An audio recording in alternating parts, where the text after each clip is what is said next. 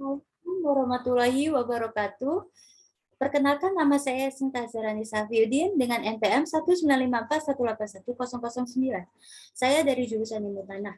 Di sini saya akan mempresentasikan hasil tugas metode ilmiah saya dengan judul Optimalisasi Bakteri Rhizobium japonicum sebagai penghambat nitrogen dalam upaya peningkatan produksi tanaman jagung. Jagung merupakan komoditas yang paling banyak dibudidayakan di Indonesia karena berperan strategis untuk perekonomian dan pengembangan pertanian yang ada di Indonesia. Namun, seringkali ketersediaan unsur hara di dalam tanah tidak dapat memenuhi kebutuhan tanaman, baik disebabkan oleh karena sifat fisik, kimia, dan biologi yang tidak seimbang. Yang salah satu unsur hara yang dibutuhkan oleh tanaman jagung ini adalah unsur He.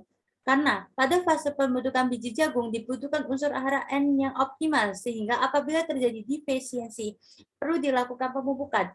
Pupuk yang dapat diterapkan dalam pemupukan ini adalah pupuk hayati. Selanjutnya, pupuk hayati ini terdiri dari mikroorganisme yang berfungsi sebagai agen pembenah tanah agar dapat menyediakan unsur hara yang dibutuhkan oleh tanaman tersebut. Pupuk hayati ini memiliki keunggulan untuk tanaman tersendiri, seperti memiliki agen biologi seperti bakteri yang dibutuhkan untuk mempercepat proses ketersediaan unsur hara yang diperoleh dari dalam tanah ataupun dari pupuk organik. Jenis bakteri penambat nitrogen yang pertama yaitu bakteri simbiotik. Salah satu bakteri simbiotik yang sering digunakan adalah Rhizobium yang merupakan bakteri penyedia nitrogen dalam bentuk NH+ atau NO3-. Bakteri ini akan berikatan dan bersimbiosis dengan akar. Selanjutnya, bakteri non-simbiotik yang berfungsi sebagai menyediakan nitrogen yang tersedia untuk tanaman inangnya sendiri. Nitrogen dapat diubah menjadi NH+, membutuhkan adanya bahan organik yang tersedia dalam tanah. Kelebihan dari bakteri ini yaitu inokulasi bakteri ini dapat diperoleh dari tanah bekas penanaman tanaman kedelai. Bakteri Rhizobium japonicum ini dapat dimanfaatkan sebagai pupuk hayati atau biofertilizer yang berasal dari inokulan tersebut. Selanjutnya, karakteristik morfologi dan fisiologi Rhizobium japonicum ini adalah Rhizobium tersebut termasuk dalam famili Rhizobiaceae dan genus Rhizobium. Genus terdapat beberapa spesies seperti Rhizobium leguminosae, Rhizobium passaioli, Rhizobium meliloti, Rhizobium lupini, dan Rhizobium japonicum. Yang menjadi fokus di sini adalah karakteristik bakteri Rhizobium secara makroskopis, yaitu koloni berwarna putih susu, tidak transparan, bentuk koloni sirkuler, konveks, dan semi-translucent. Diameter 2-5 mikrometer dalam waktu 3-5 hari pada agar kamir manitol garam mineral. Selanjutnya, karakteristik bakteri Rhizobium secara mikroskopis yaitu sel bakteri berbentuk batang aerobik merupakan bakteri gram negatif bersifat motil pada media cair. Bakteri ini umumnya memiliki satu flagella polar atau subpolar. Pertumbuhan optimum dibutuhkan temperatur 25-30 derajat Celcius, pH sampai 6-7, kecuali galur dari tanaman masam. Selain itu, bakteri ini bersifat chemorganotropik, yaitu dapat menggunakan berbagai karbohidrat dan garam asam organik sebagai karbon-karbonnya. Sumber karbonnya, dan memiliki ciri khas yaitu dapat menyerang rambut akar tanaman aneka kacang di musim iklim sedang atau beberapa daerah tropis. Selanjutnya, berikut adalah morfologi bakteri Rhizobium japonicum yang dilakukan secara mikroskopis dengan berbentuk batang dan termasuk bakteri gram negatif. Pada gambar 1, morfologi bakteri ini secara makroskopis dapat diamati setelah 3 hari pada suhu 28 derajat Celcius dengan diameter sebesar 1 mikrometer. Koloni berbentuk bundar, berevolusi sembung, dan berwarna putih susu. Siklus nitrogen dan mekanisme penambat nitrogen oleh Rhizobium japonicum, berikut penjelasannya.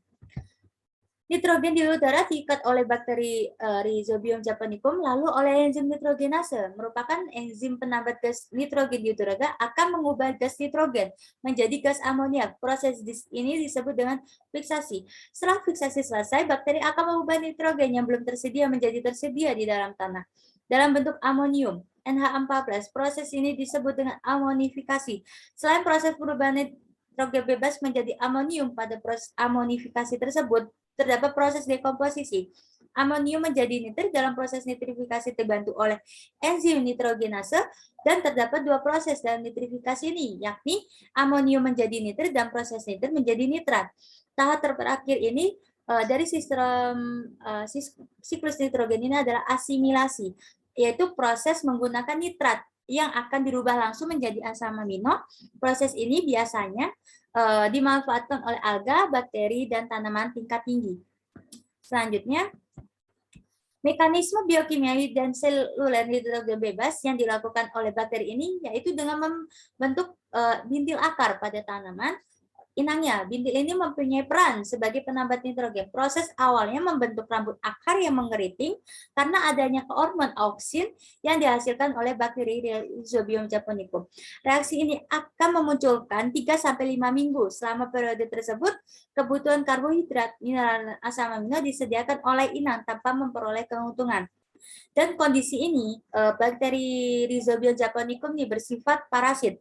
Setelah itu, tanaman mengeluarkan senyawa seperti flavonoid yang dijadikan sebagai sinyal untuk komunikasi dengan bakteri lain, sedangkan bakteri mengeluarkan senyawa lipositinooligosakarida. Selanjutnya, bakteri melakukan perbanyakan diri dengan menggunakan hifa, dengan membentuk hifa yang dapat menginfeksi ke akar tanaman legum. Selanjutnya, terdapat 4 tahap pada proses infeksi bakteri ke akar tanaman, yaitu dimulai dengan kolonisasi rhizobia di daerah rhizosfer, kemudian penempelan di permukaan akar, penyambangan rambut akar, dan terakhir ada pembebakan rambut akar. Setelah terjadi infeksi, bakteri akan memulai proses bakteroid yang merupakan proses perbanyakan diri bakteri dalam sel akar. Selanjutnya, akar akan mengalami pembekakan dan akan membentuk bintil-bintil akar. Selain itu, terdapat legomoglobin yang terletak di sel inang dan bakteroid. Bakteri ini cenderung lebih peka terhadap lingkungan dengan kondisi asam. Selanjutnya, pada proses pengikatan nitrogen bebas di udara, bakteroid membutuhkan ATP. ATP sendiri ini membentuk bantuan enzim nitrogenase dan membutuhkan oksigen dalam pembentukannya.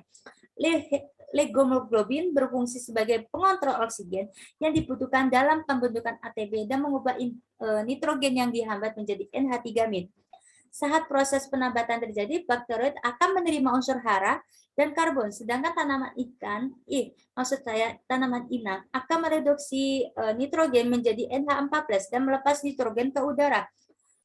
Salah, maksud saya melepas nitrogen hasil fiksasi ke tanah. Bentuk NH+ ini diserap oleh tanaman dan menanggulangi defisiensi unsur hara nitrogen. Selanjutnya, optimalisasi meningkatalisasi Rhizobium japonicum ini dalam produksi jagung, yaitu faktor yang mempengaruhi dan perkembangan bakteri dari segi eksternal, yaitu gangguan bakteri lain yang dapat menginfeksi Rhizobium. Gangguan ini berupa virus yang menginfeksi Rhizobium yang berperan sebagai parasit, pH tanah, suhu, kelembapan udara yang stabil, dan ketersediaan unsur hara. Faktor internalnya yaitu kesiapan nodul tanaman dalam mengikat nitrogen, perubahan suhu tanah, pH tanah juga mempengaruhi kinerja Rhizobium japonicum, ketersediaan unsur hara seperti molybdenum, besi, belerang, fosfor, kalsium, mangan, dan aluminium juga berpengaruh dalam proses fiksasi ini. Terdapat alternatif yang dapat digunakan dalam bakteri Rhizobium japonicum ini adalah menerapkan pola tumpang sari tanaman jagung dengan tanaman kedelai dan metode rotasi tanaman. Tumpang sari ini dapat digunakan Rhizobium japonicum sebagai biofertilizer untuk tanaman kedelai untuk membentuk bintik akar pada kedelai. Selanjutnya, manfaat dari bakteri ini adalah dengan metode tumpang sari, yaitu sebagai penambat nitrogen guna mengurangi pemupukan nitrogen sintetik. Selain itu, pola tumpang sari ini dapat diaplikasikan dengan inokulan Rhizobium japonicum ini dengan meningkatkan produksi jagung. Selain itu, penambahan pupuk organik juga dilakukan agar bakteri Rhizobium japonicum ini mendapatkan nutrisi yang nutrisi untuk berkembang biak. Selain itu, pupuk organik merupakan pupuk dasar yang sangat ramah lingkungan. Selanjutnya, berikut adalah referensi yang saya dapat dalam pencarian artikel tentang optimalisasi bakteri Rhizobium japonicum untuk penambat nitrogen. Sekian dan terima kasih. Wassalamualaikum warahmatullahi wabarakatuh.